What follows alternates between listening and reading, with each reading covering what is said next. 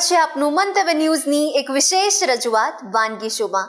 Title sponsored by LG બાંધાની હિંગ, essence of authentic taste since 1894, co-presented by Varmora homeware and Mother's Recipe પ્રેમનો સ્વાદ. દર્શક મિત્રો, ઉનાળાના ઋતુની શરૂઆત થઈ નથી કે આપણા ઘરમાં કેરી આવી નથી. જી હા દર્શક મિત્રો, ફળોના રાજા એવા કેરીને જે આપણા ઘરમાં ઉનાળામાં તો આવે ને આવે જ. અને હવે તમારા ઘરમાં જો કેરી પડી હોય અને એનું આપણે મીઠાઈ કેવી રીતના બનાવી શકીએ, તો એનો આજે તમને બેસ્ટ ઓપ્શન મળવાનો છે. આજે અમારા મહેમાન આપના માટે કેરીની બરફી લઈને આવ્યા છે, તો ચાલો એમની પાસેથી આની રીત જાણીએ. જિગીશાબેન, સૌથી પહેલા તો આપણે ઇન્ગ્રેડિયન્ટ્સ જોઈ લઈએ આ વાનગીના. કેરીની બરફી છે એટલે કેરીનો પલ્પ છે. આમાં મેં ખાંડ નથી નાખી, ખાલી કેરીના ટુકડા કરી અને થોડુંક દૂધ નાખીને એને ક્રશ કર્યું છે. પાણી નહીં નાખવાનું, દૂધ નાખવાનું, અને દૂધ પણ થોડુંક જ લેવાનું, કારણ કે બહુ પેલું પતલું થઈ જશે ને તો રની થઈ જશે, એ પછી એને ઘટ થતાં વાર લાગશે.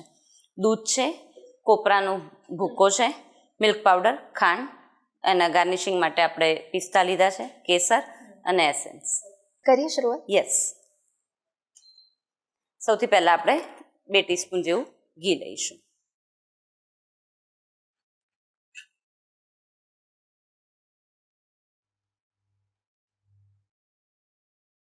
કેરીનો પલ્પ છે, આ લગભગ 2 કપ જેવો છે. તમને કપનું ધ્યાન ના આવતું હોય તો 2 મોટી કેરી હોય એનો પલ્પ લેવાનો છે. ઓકે.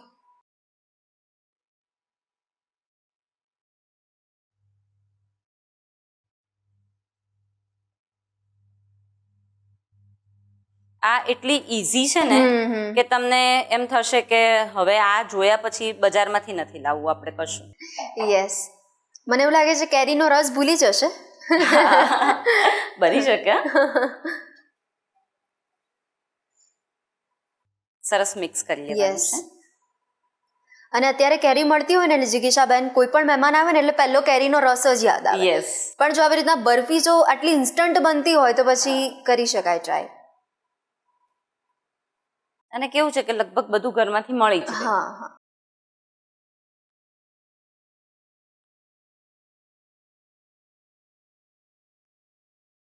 આ થોડુંક થીક થાય એટલે પછી આપણે બધું એડ કરીશું ધીમે ધીમે. ઓકે. કેરીમાં છે ને વિટામિન એ ખૂબ સારા પ્રમાણમાં મળે છે.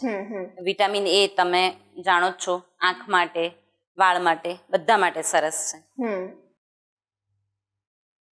કેરીને ઓલવેઝ છે ને પલાળી રાખવાની.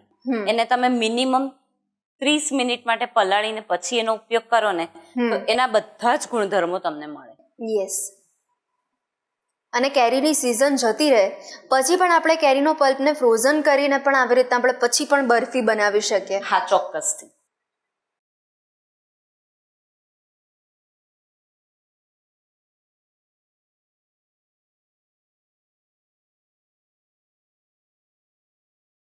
તમે જોઈ શકો છો થોડું થીક થવા માંડ્યું છે. બરાબર. હવે આ સ્ટેજ ઉપર આપણે ધીમે ધીમે બધું વારાફરથી એડ કરીશું. યસ. 2 કપ મેંગો પલ્પ લીધો છે, બરાબર. જો આવા બબલ્સ થાય ને એટલે હવે ઉમેરવાનું. આ 1 કપ જેટલું દૂધ છે. ઓકે. દૂધ ઉમેરી અને હલાવી પહેલા મિક્સ કરી લેવાનું એને. દૂધ નાખ્યું એટલે થોડો કલર ફેરવાઈ ગયો એનો અને થિકનેસ થોડી થવા માંડી, બરાબર. હવે આ સિલોની કોપરું છે. ઓકે. આ પણ લગભગ 1 બોલ જેટલું લીધું છે. કેરીનો રસ, મેંગો બરફી છે એટલે એનું પ્રમાણ વધારે, એનાથી પછી બધું ઉતરતા બરાબર. હવે આપણે એડ કરી દઈશું. તમે ઈચ્છો, આ કોપરું મારું ફ્રેશ છે, બરાબર. કદાચ તમને એમ થાય કે કોપરું ફ્રીજમાં પડ્યું છે, થોડું ભેજ જેવું લાગે છે, તો એને ડ્રાય રોસ્ટ કરી દેવાનું. ઓકે. ડ્રાય રોસ્ટ કરીને પછી યુઝ કરવાનો. એટલે મેંગોની સાથે સાથે કોપરાનું છીણનો જે સ્વાદ આવે ને, ખરેખર એ બંનેનું મિશ્રણ થાય ને એટલે લાજવાબ હશે એવું લાગી રહ્યું છે. સરસ લાગે.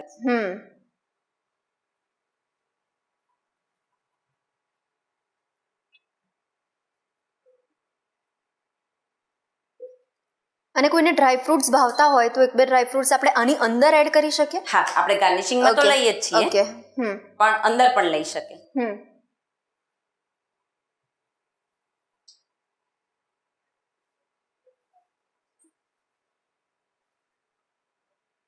એકદમ ધીમે ધીમે થીક થવા માંડ્યું છે. યસ.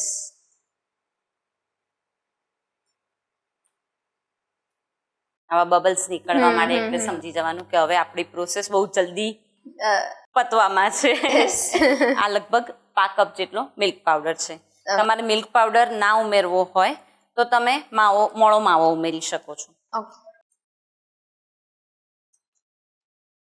મિલ્ક પાવડર ઉમેરી લીધો છે. હવે આપણે એને મિક્સ કરી લઈએ.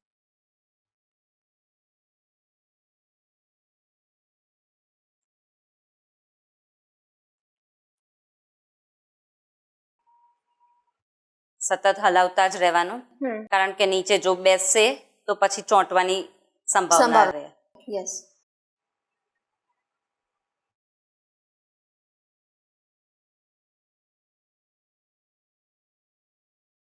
આ ખાંડ છે એ લગભગ મેં 5 ટીસ્પૂન જેવી લીધી છે. તમારા ઘરે ઓછી ખવાતી હોય તો તમે ઓછી લઈ શકો છો. અને કેરીનું ગળ પણ ખાસ ચેક કરવાનું. જો આફૂસ લીધી હોય તો તમારે આ ખાંડ ઓછી લેવાની. આપણે અત્યારે કઈ કેરી લીધી છે? આપણે આફૂસ લીધી છે. યસ. સરસ હલાવતા રહેવાનું, નહીતર પછી છે ને પેલું આપણે મિલ્ક પાવડર નાખ્યો છે એના ગચિયા વળવા માંડશે.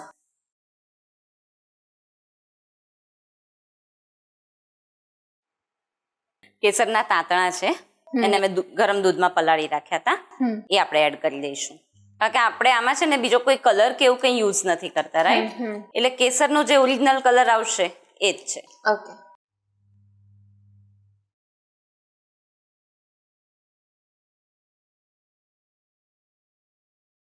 તો તમે જોઈ શકો છો કે આ એકદમ લચકા પડતું થઈ ગયું છે.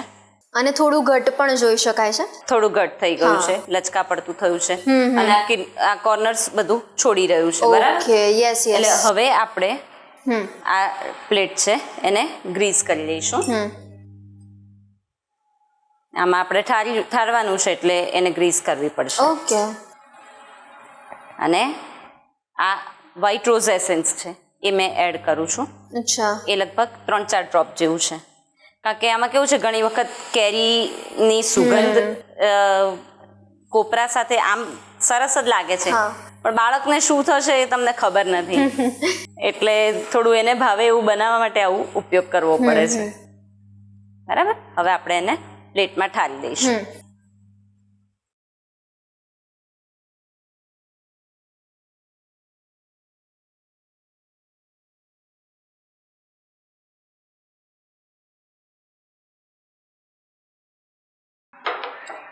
આ રીતે દબાવી દેવાનું છે.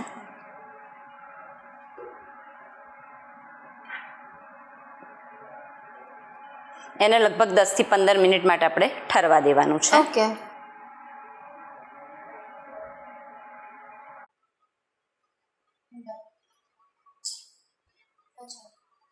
ઉપરથી પિસ્તા મૂકી દઈશું.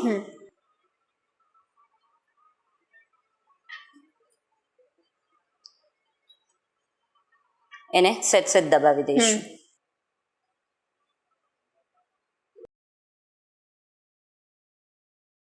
તો તૈયાર છે આપણી મેંગો બરફી.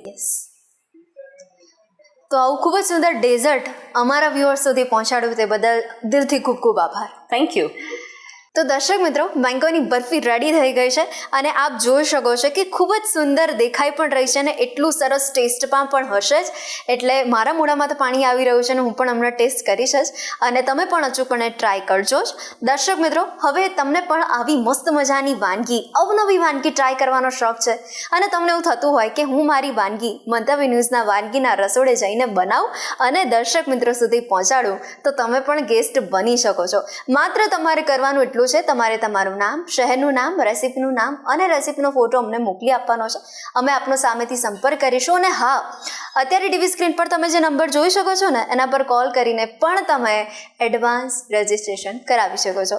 દોસ્તો, ડેલી આપણી મુલાકાત થતી રહેશે, તો મળીએ છે. વાનગીના સફરને માણવાનું ચૂકતા નહીં, પણ હાલ મને રજા આપશો. That is sponsored by LG Bandhani Hing, Essence of Authentic Taste since 1894, co-presented by Varmora Homeware and Mother's Recipe Prime Swad. નમસ્કાર.